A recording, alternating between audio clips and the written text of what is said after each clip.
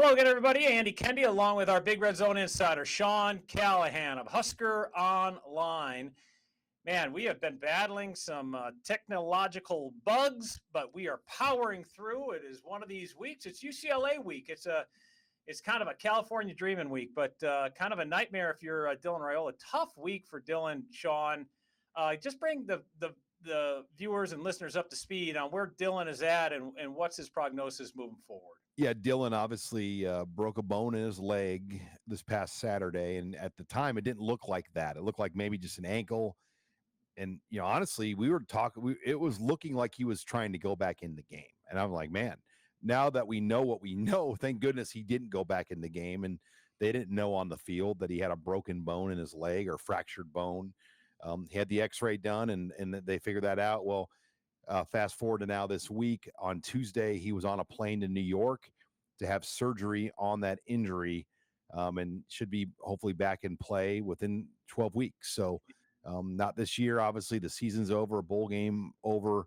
But, you would hope that maybe he'll be a fully recovered Dylan Raiola by the time they get to spring football. But a tough blow to lose a guy, obviously, that Nebraska's invested a lot into, and he's been the face of this program arguably the last two seasons. So 8 to 12 weeks I'm seeing, and that should put him right in line to be back 100%, depending on when spring ball hits, right? I mean, that's the hope. Yeah, I got to think it's spring ball at this point. You can't really go any earlier than that. I mean, optimistic, like maybe if they're playing in a big bowl game or something, maybe there'd be a path back. But it seems like, hey, you know what? Let's get him back for March. And be 100% by then. And we'll just see how he comes back from it at that point. And that's the key. You want him to be fully recovered. You don't want to rush this back at this point. The season's over for him right now. Yeah, that's too bad. But TJ Lateef, a major opportunity for this kid. I had to check the other day. I was like, redshirt freshman, because the question was brought up because he early enrolled and he didn't he participate in bowl practices and he went through spring practice? So it seems like he's been around for a while. Right. Still true freshman, but as long as you graduate high school, you're able to show up right then. So he came for that, middle of December. He was able to get out here. Essentially when high schools go on Christmas break, that's when he was done. And then he moved into Nebraska and took part in bowl practices. He was out at Fordham for those practices out there in the cold. And then obviously the spring, and he's come a long way. Because I will say this, in the spring, Andy, it didn't look like he was the number two, and for him to get to this point where he's squarely the number one guy now because of the injury, but to win the two job, then get to this point now, it tells you how far he's come. And he played a high level of high school football. Let's not kid ourselves. I mean, Orange Lutheran play is a very, very high level of California high school football. Yeah, that's right outside Los Angeles. It's so it's going to be a homecoming for TJ, and it's an interesting deal. We'll get into UCLA in just a minute. I want to circle back though and go through the USC grades if we could. Disappointing loss. There's no other way around it. Just because of the circumstances surrounding, it was all right there. It was laid out. It was blackout. The crowd was electric, and they really had their shot against USC. When you look at it now, we're a little bit removed from it. When you look back, do you just shake your head and like, oh, if they only did this or if they only did that? Is it one of those games that you look back and say, man, they were that close? Even though before the season, I know most Husker fans had this as an L on there when they were doing the win-loss thing. Yeah, it's tough because you get USC in Lincoln in November in colder weather, not freezing cold, but colder weather, especially for them. It's a rarity. You don't get a team like USC into Lincoln like that very often. And a night game on top of that with colder conditions. So it was set up for Nebraska to have some intangible advantages with the crowd and the colder conditions that might help a defense and slow down a passing attack a little bit. So that was the frustrating thing. And Nebraska was one play away, Andy, it felt like, from kind of really seizing control. And even then they were able to get up 17-14. They had a chance at one point to make it 17-6. Then USC tied it when it was 14-6, got it tied up. I mean, there are just so many of those moments where you're like, oh man, if they could have just handled this situation a little differently or a little bit better, we're probably talking about a different game right now. Yeah, that key sequence in that third quarter. Actually, if you go back right before the Dillon injury, I mean, it's right after an interception by Andrew Marshall, and then Dillon gets hurt like literally 3 minutes later on the natural clock. It was 8:34.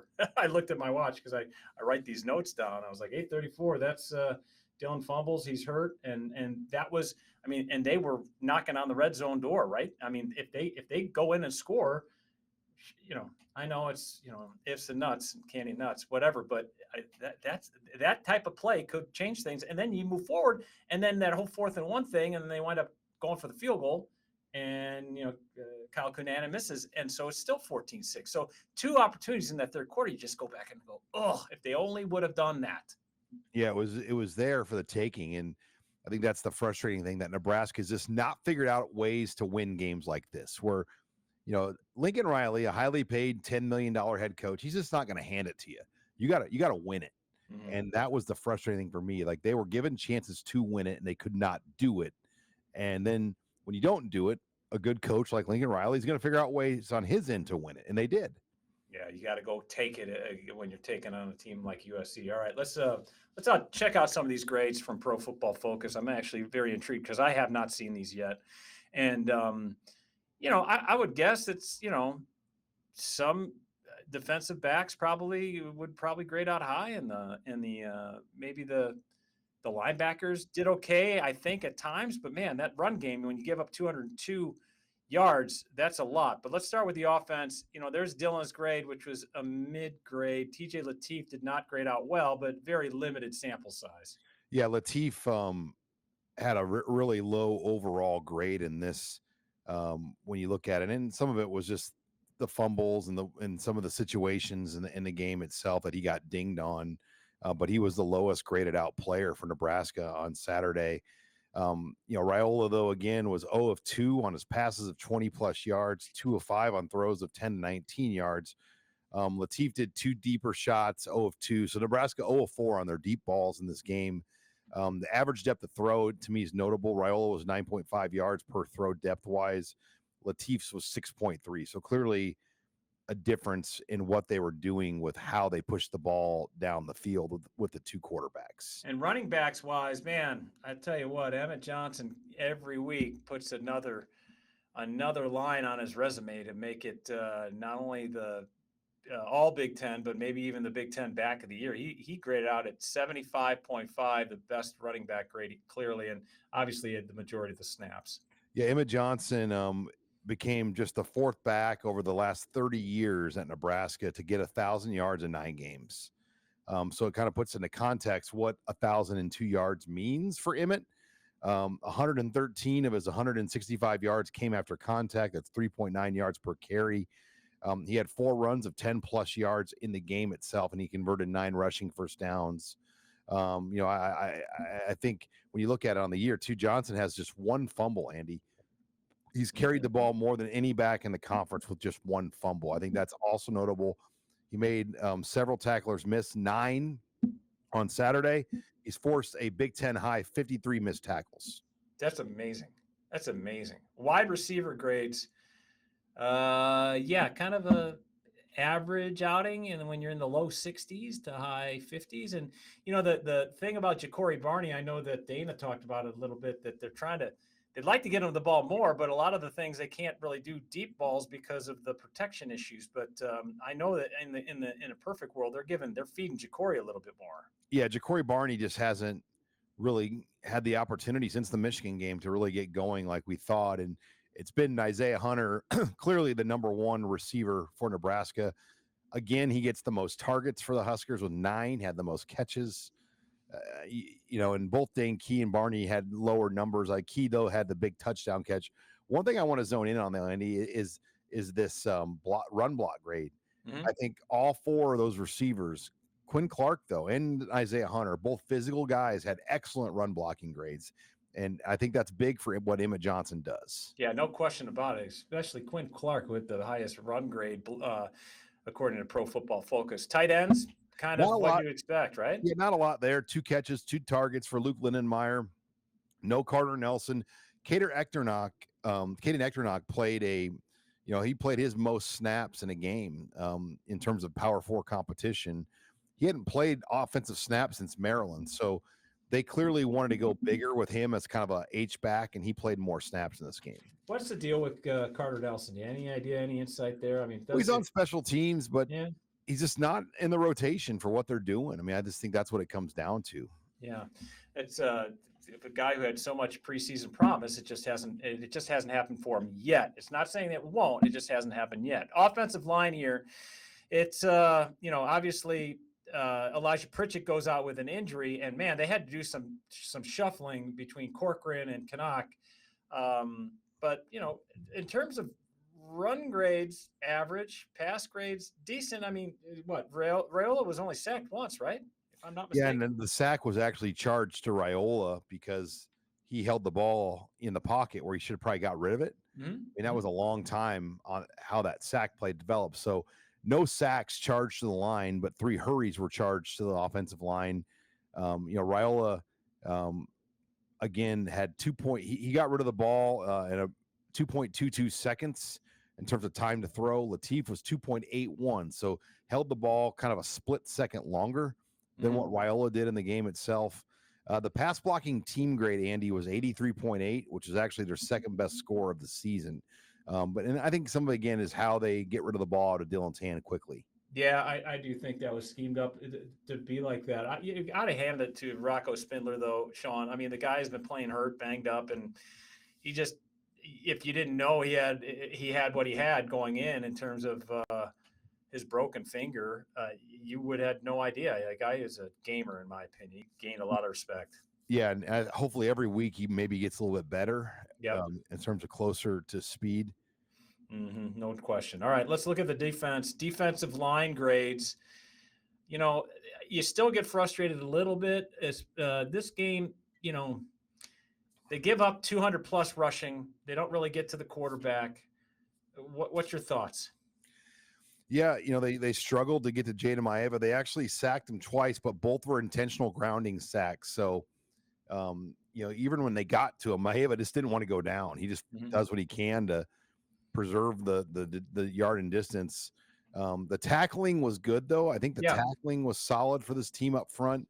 Unfortunately, they just didn't get the pass rush or maybe the consistency from a few guys against the run. Yeah, no doubt. And I'm knocking the defensive line as a team game, but they held USC to a couple hundred yards below their average. I will give them that, but it also comes with that 200 plus yards rushing. How about the linebackers? Yeah, looking at this linebacker group, Andy, Javen Wright led the way with snaps in the game, but again, it wasn't a really great game in terms of grades. Tackling was okay. Marquise Watson-Trent, though, missed some tackles. You see his tackling score reflect that on here on the run. But I think in general, an okay game from this group. You would have liked to have seen a little bit more production from these linebackers at times, especially with how they played the run. Yeah, Deshaun McCullough was kind of banged up in that game as well. All right, secondary. Yeah, moving through the secondary, Andy, it is really notable what this group has been doing. I mean, the coverage has just been outstanding by the corners. Andrew Marshall, Donovan Jones, Sierra Wright.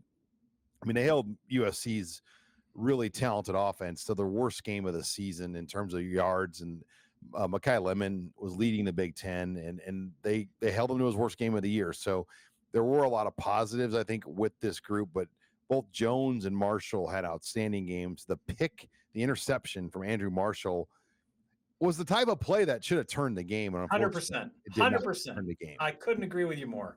That play was a gamer play. That's a playmaker's play, and that really should have turned the tide, and it just didn't. And I will say that USC really tried to go after Jones and Marshall, and they held tall, they held tough, and I will say that a team that goes against the number one pass defense and plays like that, that's pretty darn impressive. And you can say all you want, like, yeah, they racked up stats in the first couple of games. No, they're doing it against pretty good teams at this point. So, no doubt. I mean, and USC's offense, Lincoln Riley, I mean, that's what they're made for. That's why he's there, to put up big numbers with that unit.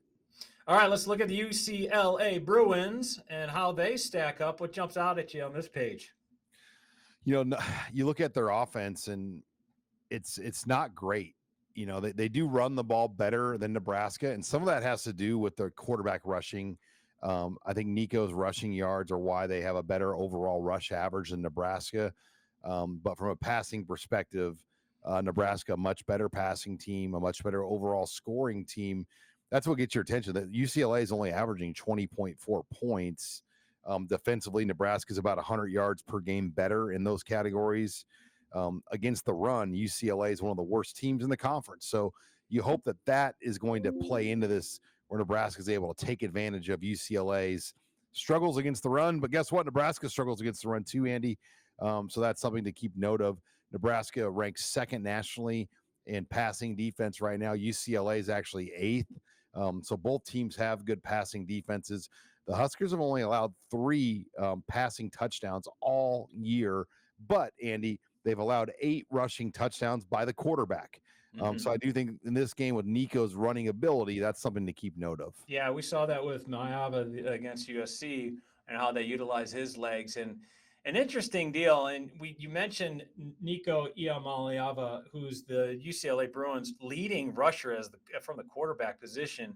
If you don't take away the losses from the quarterback sacks, he's at 504 yards, and he's carried it 81 times. It works out to be about 10 carries a game. You got to believe they're going to go over that amount against Nebraska, knowing their struggles against mobile quarterbacks so far this year. Right. And you look at the numbers from Tennessee to UCLA, he's on a pace. I mean, he's got more rushing yards now than he did all of last year. Yeah. And there's still 4 games remaining. So I think Nico has put up some very good, respectable numbers, and they don't have an elite tailback. I mean, Jalen Berger is their guy, and he's only got 249 yards rushing.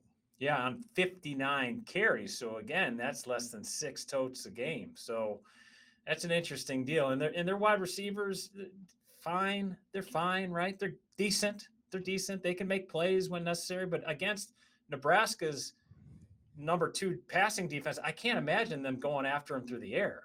No doubt. And I think Nebraska, they have to have a plan, Andy, just to be ready for the pass. And I'm sorry, the QB scrambles and what Nico is going to be able to do, because if Nebraska's corners can lock these guys up, I do think that's going to be a problem for what UCLA does. All right. Let me see what that is. The numbers to know from Pro Football Focus. What really jumps out at you in terms of the Bruins, and what really grabs your attention when you're getting ready to face a UCLA program? Yeah, I think Nico, when pressured and when blitzed, has given up a lot of turnovers and is not near as good. So how do you pressure him and get after him at a high level? He has had 7 turnover-worthy plays in this game, or on the season. And isn't it kind of, they've had that coaching change. Don't get me wrong. Tim Skipper has done a nice job, but Jerry Neuheisel is the offensive coordinator, and he's 33 years old. Looks much younger. John Butler has got to be like, okay, we're going to throw this kid some curveballs, and I cannot wait to see what happens in that little chess match when the Huskers are on defense. Yeah, just some of the coverage looks. That's what they have to do. They've got to, and he said that this week. He's like, when Nico knows what you're doing on coverage, he's a good quarterback. So I think the key is, how do you get him to not know what you're doing? And they do have one kind of internal advantage. Mike Eckler was on the coaching staff, went against Nico every day in practice at Tennessee a year ago. So he's got a good scouting report. He knows what he can do well and what he maybe still needs to work on. Let's flip the sides of the football. What's the biggest, I don't want to say concern, because obviously a first-time starter, there's going to be concerns there. But what can Nebraska do to take the pressure off TJ Lateef, and not only his first start, but his first start in his backyard, basically? He grew up in the Los Angeles area. I mean, what can they do? I think it starts with this line of scrimmage play on both sides. If they can play good, consistent line of scrimmage football, your chances of winning any game are high. So can they protect Lateef? Can they give him the line of scrimmage on offense, but also defense? Can they get off the field and just not put him in pressure situations? You'd hate Lateef to have to come in down 14 points or something and then expect him to kind of do it all on his own. Are you surprised that Gramstad's name hasn't been brought up once. Not really, because you have such a limited crack at questions, and when Matt Rule tends to give longer answers, it's hard to like say I'm going to blow one of my questions on the number 2 quarterback, Yep. because you might only get one question to Matt Rule the whole week. And so I do think people are a little bit more selective in what they ask Coach Rule, because he tends to go longer on some answers, which give you less chances to ask about specific things, just by his nature of giving such expansive answers. I'm actually very intrigued to see how the offense looks in relation to what it used to look like under Dylan. Do you expect a different looking offense with a more mobile quarterback behind center? I do. I mean, I think you're going to see a lot more zone read, Andy, and moving the pocket, just getting the ball out, getting the ball downfield. I just think it all makes sense that you build a game plan this week with the strengths of TJ Lateef and what he does. He's not Dylan Raiola, and you've got to figure that out and build it accordingly. Yeah, but he does have the ability to throw. I mean, we saw in a limited sample size in those in mop-up duties that he can throw the deep ball. So it's not just he's not a runner. Right? I think I remember you saying earlier this week that he was recruited as a pocket passer, right? Didn't I hear you say that? Yeah, Lateef. I mean, when I looked at him coming out of high school, he reminded me of like a CJ Stroud. Mm-hmm. Like he can run, but that's not his first trait. Mm-hmm. He's definitely faster than Dylan Raiola. He's definitely a better runner. But in his high school offense, he was more of like a CJ Stroud. He'll run when it's there, but it wasn't like a part of his every play repertoire. How much are you looking forward to get back to the Rose Bowl? I know we talked off camera about this, but this is trip number what for you at Pasadena? This will be trip number 3. I was there in 2012 for the last Nebraska game, and I was there in 2001 for the Rose Bowl national title game against Miami. So I was my first trip there. I was a junior in college interning for Kevin Kugler. That's amazing. Paid my own way, and I slept on a floor. Seriously, tell me a little bit about that. So, okay, Kevin's like, "Hey, Sean, come on out. Yeah, I'm not promising you anything. You can sleep on my floor." Is that what he said? Yeah, that's how it was. I mean, I would go on trips back then. We went to Norman for the 1-2 game in 2000, and we stayed in a La Quinta Inn, and in Oklahoma City, not even in Norman, Oklahoma City, and I slept on the floor. Did you get a pillow? Did you get a pillow? Yeah, I got a pillow. Big Ten Media Days. We went to Dallas, and I was same deal. I mean, we had one hotel room for the station, and I was the on-site intern. So give me your role. What did you do? Like at that Rose Bowl, what'd you do? Were you like during shows, you try to go corral guests to get them to talk to Kevin during the shows? Yeah, I mean, I was just a gopher and bring people over. There were so many national people there, and we did shows on 1620 at that point. And I can remember like grabbing Bob Ryan and bringing Bob Ryan on the show and sitting him down. And I was an interview. It was Kevin and it was Bob Bruce back then, who was Kevin's original partner before Michael Severe. But we were just bringing in people, interviewing left and right. And what I can remember the night before, 2 nights before the game, Keyshawn Johnson was there, and he had just come out with his "Give Me the Damn Ball" book with Shelly Smith, a University of Nebraska grad, and I knew Shelly pretty well, and she threw a big party for all the media at the ESPN Sports Zone with Keyshawn. So there was kind of this huge like media soiree, and I can remember talking like Dan Levitar and Bill Roden, and it was a different era of sports. Bill Roden's a former New York Times sports columnist back then. But Dan Levitar looks at me and he goes, "There's no chance Nebraska wins this game. You know that, right?" Like, I mean, if you know Dan Levitar, like you could hear him saying that.